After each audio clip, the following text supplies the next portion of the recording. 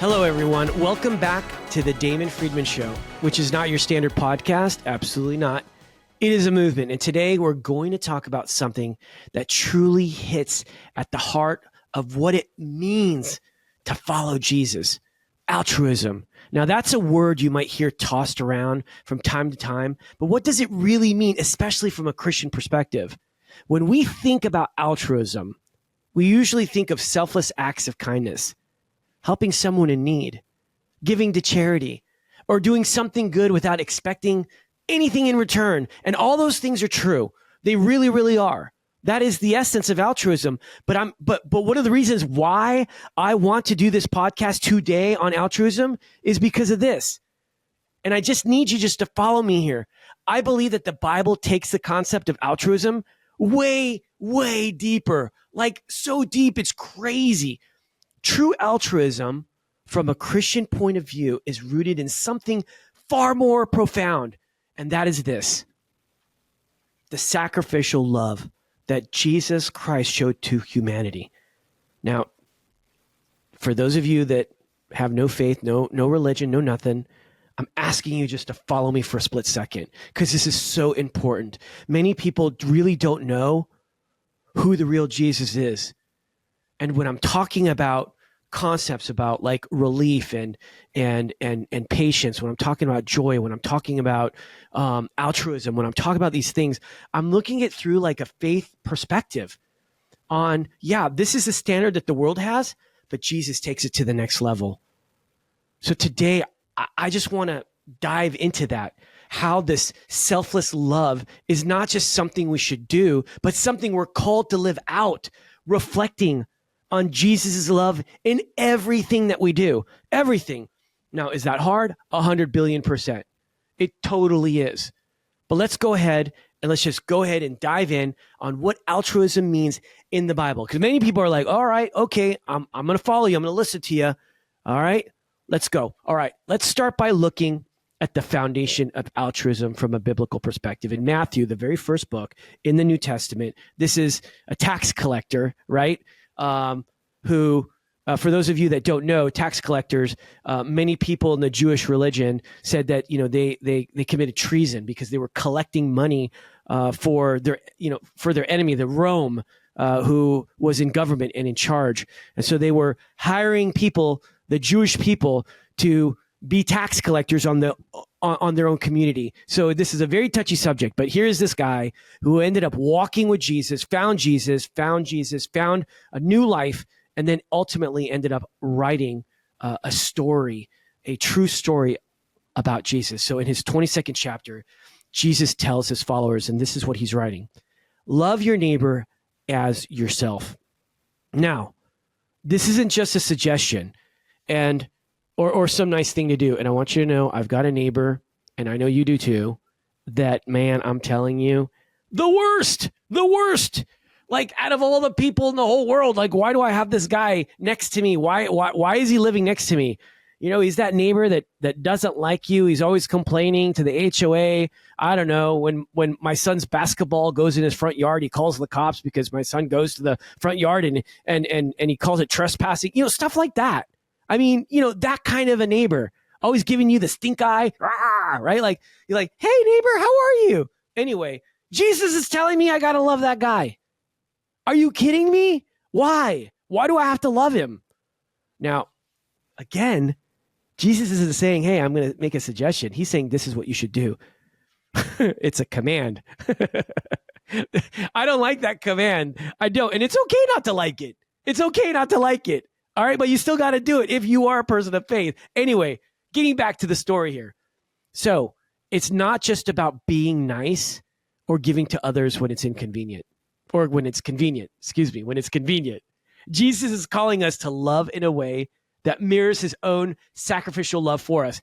I don't know how I can do that, because the bottom line is that he paid the ultimate sacrifice.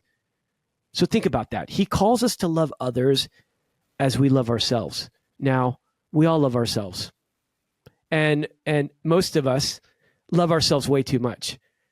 That's because, it's harder to love others the way that we want to be loved, because we're selfish people. I don't know too many people that love other people more than they love themselves. I don't know, right?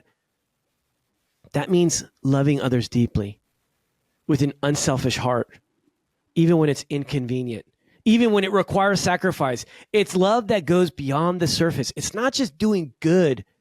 No, it's not just doing good things for people. No, it's doing it with the same heart that Jesus had when he laid down his life for us. For those of you that don't know, Jesus paid the ultimate sacrifice. He gave his life. He was killed,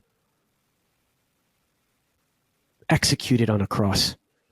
The most horrific, painful way to die back in the day. And that's the essence of true altruism. It's love that doesn't expect anything in return. It's a love that says, I'll put you before myself, even if it costs me not just something, but everything. Now, I added that, everything. I mean, that's the ultimate altruistic move, something that is very difficult. Let's talk a little bit about sacrificial love. Now, I want to take a moment and really focus on the heart of this altruism, the sacrificial love of Jesus. In the book of John, the 15th chapter, it's like probably the most famous book in the New Testament. You've got Romans, but John, everyone knows who John is, right? I mean, John, in the 15th chapter, all of our warriors, all of our veterans, all of our military, our law enforcement officers, our first responders, they're so familiar with this verse. You don't have to be religious. You don't have to be a Christian. You don't have to be anything. But we see it, we hear it, we feel it, and it resonates with us because it's true. It says that greater love has no one than this, that someone laid down his life for his friends. There's no greater love than to love someone so much that you're willing to lay down your life for that person. How many of you are willing to do that? I'm here to tell you, in the military, when I was out there and I was running and gunning and I was out there serving my country, fighting for people who couldn't fight for themselves, I had brothers that did that for me. And I was willing to do that for them. Jesus didn't just talk about selfless love. He lived it. He showed us the ultimate act of altruism when he gave up his life for us on the cross.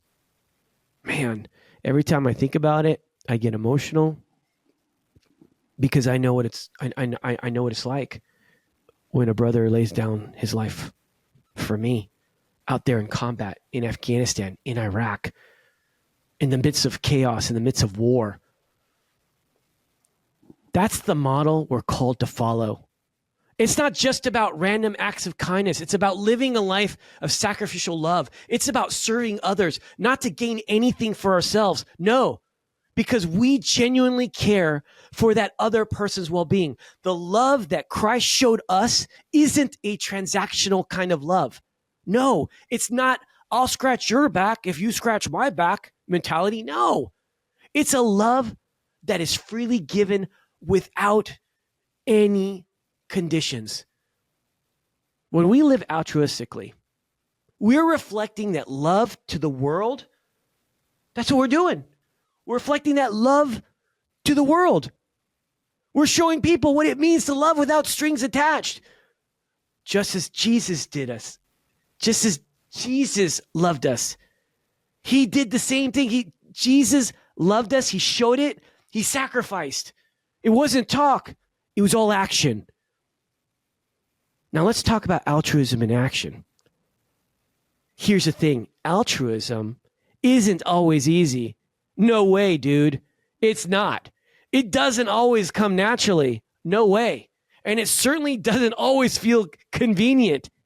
No. Whether it's helping someone who can repay you, giving your time when you're already stretched thin, or forgiving someone who's hurt you. Altruism often requires us to sacrifice something. But that's where the beauty of it lies.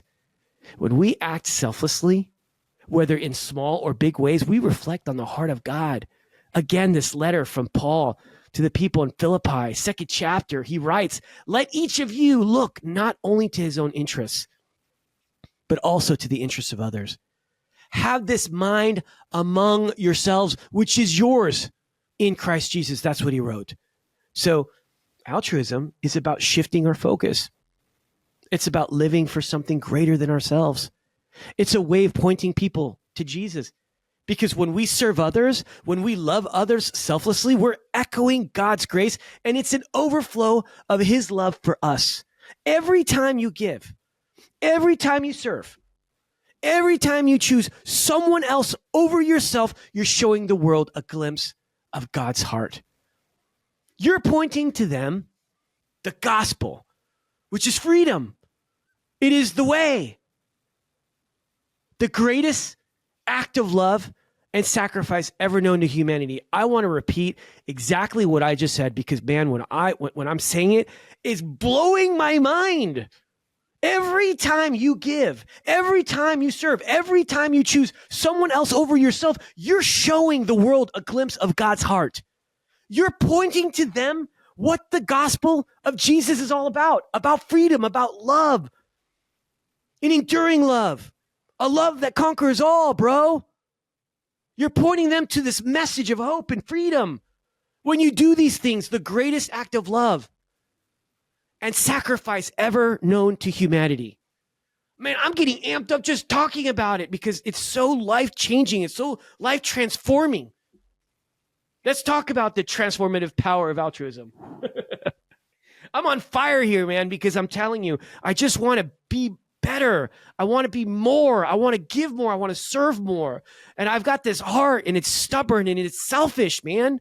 And I want to give more because God calls me to do it, and I can do it. We can all do it. So here's the incredible thing about altruism. It's not just transformative for those we serve. It transforms us. It transforms us too. When we live out selfless love, we're being shaped more and more and more in the image of Jesus. We become more like him with each act of kindness, with each moment of sacrificial love. Can you hear it? Do you feel it? The more we do, the more we are like him. Paul, again, he's writing this message to the people of Rome. In the 12th chapter, he says, I appeal to you, therefore, brothers, by the mercies of God, to present your bodies as a living sacrifice, holy and acceptable to God, which is your spiritual worship. What? What are we talking about here? Listen, our lives, when lived with altruism, become a form of worship. They become a reflection of God's mercy and grace. And the more we live this way, the more our hearts are aligned with his. It's like a cycle. Just hear me out. We show love to others, and in doing so, we experience God's love in a deeper way. We become more generous, more humble, more compassionate, more of those good things. So friends, I want to leave you with this. I want to leave you with this thought. Altruism is more than just doing good things for others. It's about reflecting Jesus' love in everything we do. It's about being the hands and feet of Jesus in a world that desperately needs his grace and love. I want to just think about this. All right. True altruism for me is rooted in the sacrificial love of Jesus. It's love that gives without expecting anything in return. And when we live this way, we point the world back to the heart of God. When we live this way, we point the world back to the heart of God. Man, I don't know how to say this, but just to say it, I really want to encourage you to look for opportunities to live this kind of selfless love today, whether it's in your family, whether it's in your community, or even a stranger. You could be a reflection of Jesus' love, and you can make a difference in someone's life. Now, I just want to say this thing as we're closing shop on altruism. I'm going to be honest with you. It's hard. It's hard. I mean, a lot of people just don't appreciate the good things that people do. They really don't. I can speak on my own behalf. There are a lot of good people that helped me along the way. I moved out in high school when I was 17 years old. I spent my junior and senior year on my own. And for the longest time, I thought, man, I did it all on my own. I moved out of my house. I moved from Tampa, Florida to Jacksonville, Florida to go to a school. I ended up having 3 different jobs to pay bills. I lived in a studio that's probably like 100 square foot.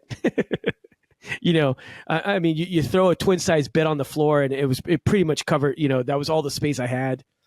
I had a 1982 Honda Civic hatchback. You open up the hood and it had a nut and bolt for an engine, traveling at like 92 miles per hour, highest speed, going from Orlando to Tampa downhill. Highest speed was 92 miles per hour. And I was running for a future. And you know what, man? I can't tell you. There were times I couldn't pay my bills. There were times that I didn't live in that studio. There were times that I lived in my car, and there were times I pitched a tent. There were times that people let me sleep on their couch. And I'm going to tell you right now, there were a lot of really good people along the way that helped me, and it took me forever to figure that out. They were altruistic. They gave their money, they gave their time, they gave their energy. This whole thing about getting into a studio with 3 different jobs to pay bills and then run, that was like at the end. That's what altruism's result was. People were altruistic to help me to get to that point so that I could be self-sustaining. And ultimately, I ended up getting a full scholarship in running. I got a degree, and I ultimately went into the Marine Corps as an officer. Hoorah for all you devil dogs out there. Altruism. I can think of my coach, in high school Coach Nowicki, who was altruistic. I can think about my stepfather, Lee Christensen, who was very altruistic and he was always there for me, even though I was very disgruntled and very difficult to deal with. I remember families that brought me in, fed me, gave me a place to stay. Matt Kelly and his family. I can name all these people, and they were always there for me. I'm going to tell you, it's the altruistic heart.